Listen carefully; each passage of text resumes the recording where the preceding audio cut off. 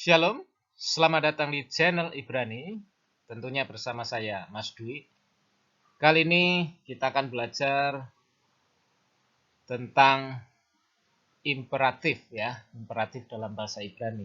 Imperatif itu adalah bentuk perintah. Kalau dalam bahasa Indonesia itu seperti pergilah, atau pukullah, atau bangunlah. Nah, seperti itu ya, bentuk-bentuk perintah. Nah, bagaimana dalam bahasa Ibrani? Kita akan langsung ke contohnya saja ya, supaya jelas ya. Nah, misalnya ini ya, ada kata amar. Amar itu artinya berkata ya, amar berkata. Ini contohnya.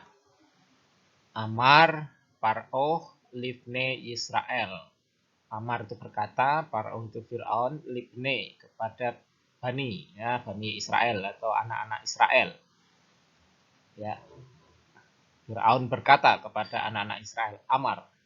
Nah, Amar ini bagaimana perubahannya kalau menjadi kata perintah ya, imperatif. Nah, kita akan lihat.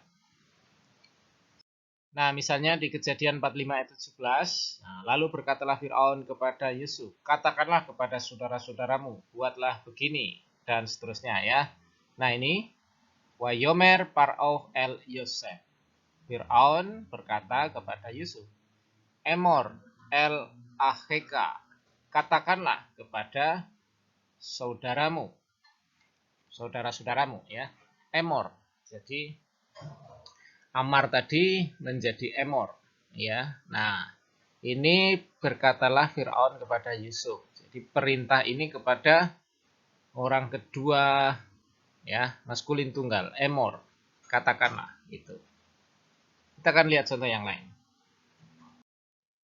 Keluaran 6 ayat 5. Sebab itu katakanlah kepada orang Israel, akulah Tuhan, aku akan membebaskan kamu dari kerja paksa orang Mesir, dan seterusnya ya. Ini juga Emor juga ya. Laken, sebab itu Emor. Katakanlah Libne Israel kepada anak-anak Israel. Ani, akulah Adonai, akulah Tuhan, dan seterusnya.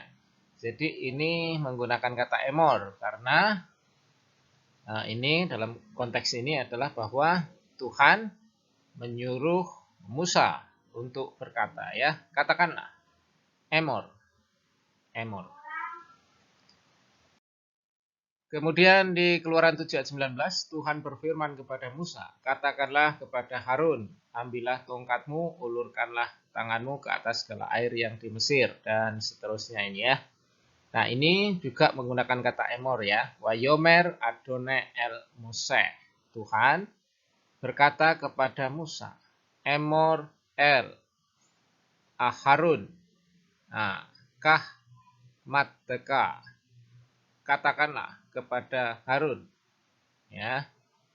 Emor, katakanlah Emor. Jadi ini konteksnya Tuhan berfirman kepada Musa ya. Jadi untuk orang kedua maskulin ya, Amar menjadi Emor.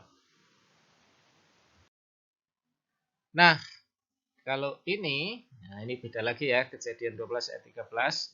Katakanlah bahwa engkau adikku, supaya aku diperlakukan mereka dengan baik karena engkau, dan aku dibiarkan hidup oleh sebab engkau. Nah, ini Amar, ini menjadi Imri ya, Imrina. Nah, itu, nah ini untuk menghalus ya, sebagai penghalus ya, katakanlah. Nah, ini, atau please, kalau dalam bahasa Inggris ya. Imri, Imri, Imrinah, Ahoti, At, nah dan seterusnya.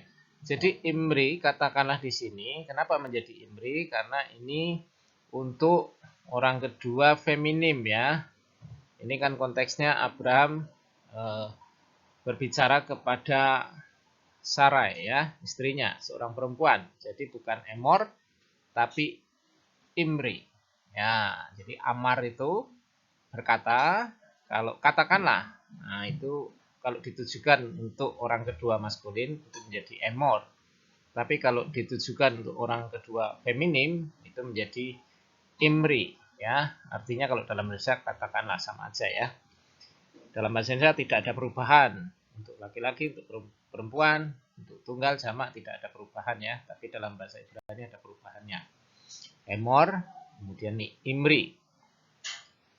Nah, contoh lain, Kejadian 20 ayat 13. Ketika Allah menyuruh aku mengembara keluar dari rumah ayahku, berkatalah aku kepada istriku, tunjukkanlah kasihmu kepadaku, yakni katakanlah tentang aku di tiap-tiap tempat di mana kita tiba, ya saudaraku. Ini ya, Imri li akhihu ya, katakanlah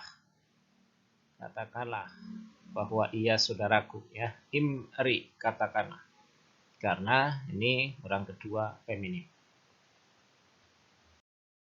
Nah, untuk jamaknya, orang kedua jamak ya, maskulin, itu menggunakan kata imru. Nah, kalau tadi imri itu orang kedua feminim ya. Kalau imru itu orang kedua jamak ya, jamak maskulin ini.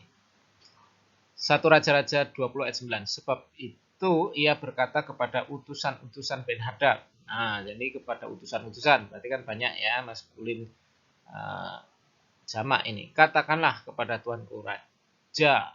Nah ini. Imru la doni hamelek. Nah, Imru katakanlah ya. Jadi tadi emor itu untuk orang kedua maskulin tunggal. Kemudian imri untuk orang kedua feminim tunggal. Nah, imru itu katakanlah, tapi itu untuk orang kedua jamak ya, maskulin. Ya, contoh lain 2 Samuel 20 ayat 16. Lalu berserulah seorang perempuan bijaksana dari kota itu. Dengar, dengar, katakanlah kepada Yoab, mendekatlah kemari supaya aku berbicara dengan engkau.